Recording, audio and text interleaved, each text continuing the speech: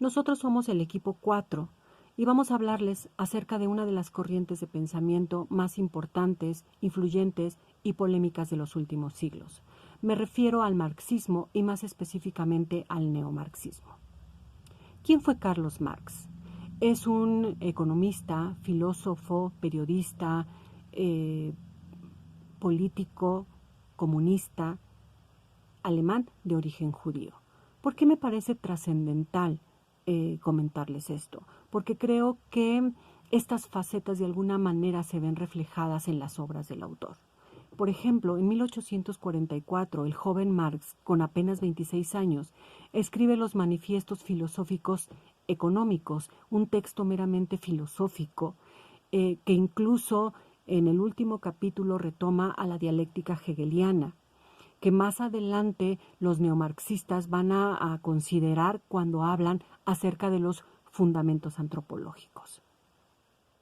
Cuando hablamos acerca del neomarxismo, estamos hablando de un término meramente cronológico. En ningún momento son ideas contrarias al marxismo. Más bien son autores que retoman la corriente filosófica marxista para elaborar sus propias teorías, pero tomándola como base. Y bueno, necesariamente tenemos que remontarnos a Europa y particularmente a la Revolución Rusa de 1917. ¿Por qué? Porque esta revolución se lleva a cabo o es inspirada bajo las ideas del filósofo alemán, que trae como consecuencia, es una revolución impulsada por la clase obrera.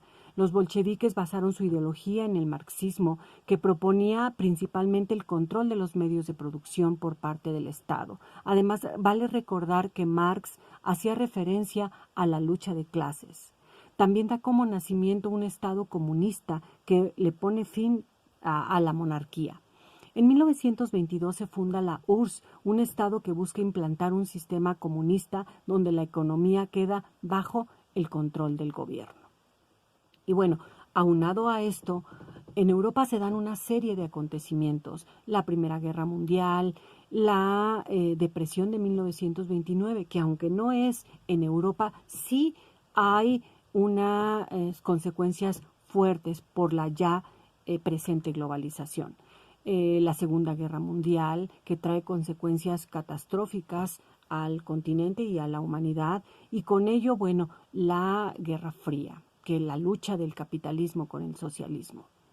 Entonces, bajo este desalentador contexto, el clima intelectual marxista se pregunta, se interroga qué es lo que está pasando. De hecho, Gramsci, desde la cárcel, él es víctima del totalitarismo y se plantea una serie de preguntas. Él dice, ¿cómo es posible que después de estos acontecimientos no triunfó la revolución y el socialismo, sino que sucede lo contrario? Esta interrogante la plantea Gramsci y otros pensadores que más adelante mi compañero les comentará cuáles fueron sus ideas.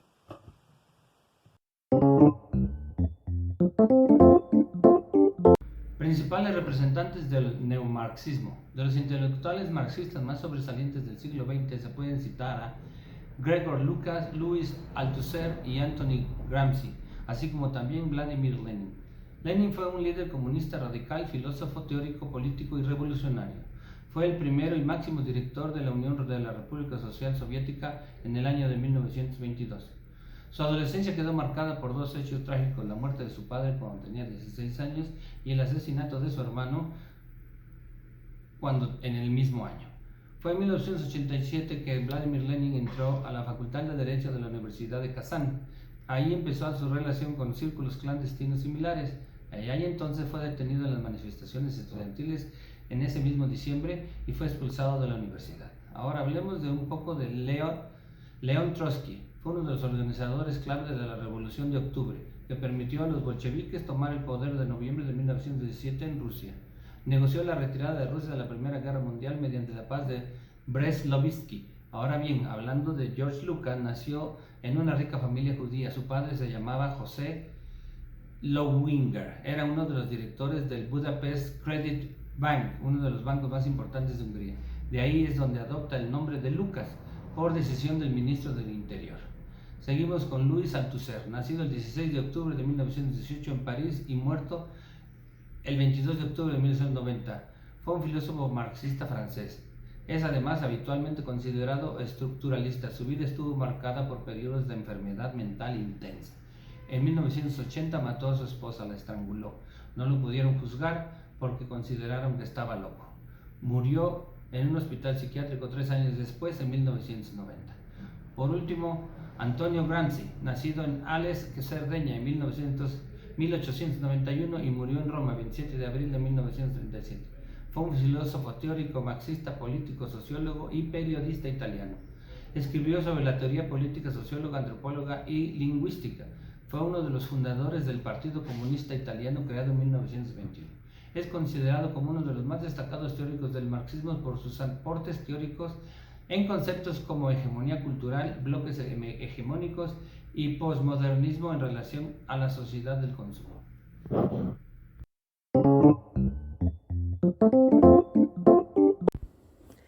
Concepción de la sociedad desde el neomarxismo. En este sentido, Gramsci él considera el mundo como el escenario en el que se desenvuelve el hombre y en el que desempeña sus capacidades espirituales y materiales para crear la vida en sociedad. La cultura corresponde a la elaboración y reafirmación de la conciencia del yo interior, organizado en colectividad de una mismidad. ¿Sí? Él decía que al llegar como esta organización de la disciplina del yo interno, llegaría a tomar conciencia de llegar a comprender el valor histórico que tiene su función en la vida, deberes y derechos. Eso les iba a ayudar como reafirmar o a mejorar en un futuro, ¿no? Este pensador analiza la revolución cultural, identificando y dando valor a la capacidad de influencia que poseen los medios de comunicación. Incluso para él el poder no era la clase política, sino que eran los medios de comunicación y la educación. Para él esos eran los medios para conquistar el poder mediante pues símbolos, relatos, o sea, conocer su historia. Le daba mucho valor a lo histórico, ¿no? de la sociedad y sobre todo de las personas, ¿no? Gramsci nos dice que ninguna sociedad cambia y puede ser sustituida si antes no desarrolló todas las formas de vida implícitas en sus relaciones, ¿no? Para él era un todo, tanto la parte social, la parte religiosa, la parte política, no era como inclusiva o exclusiva de algo. Incluso al poder le resta como un poquito de valor para el desarrollo de esta sociedad, ¿sí? El entorno en Latinoamérica, bueno, las dinámicas creadas por el proceso de globalización, bueno, incluyen esta parte de expansión de tendencias transitorias democráticas en sistemas políticos y de auge pues paralelo, ¿no? En la parte de Latinoamérica, en 1978 transitaron 15 países latinoamericanos de gobiernos autoritarios a gobiernos democráticos formales. Hoy se comparte una amplitud que la instauración de las instituciones no supone necesariamente su democratización y garantiza la estabilidad.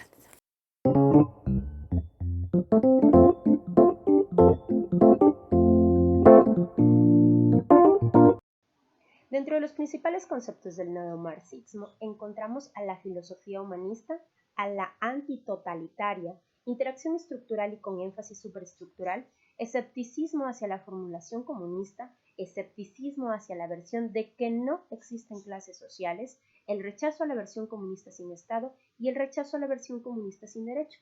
Dentro de los postulados encontramos dos ramas, las epistemológicas y las básicas. Dentro de las epistemológicas está la rigurosidad, honestidad intelectual, análisis complejo interdisciplinario contextualizado, la base empírica, la objetividad parcial y dentro de los básicos, la utilidad social y la crítica radicalizada.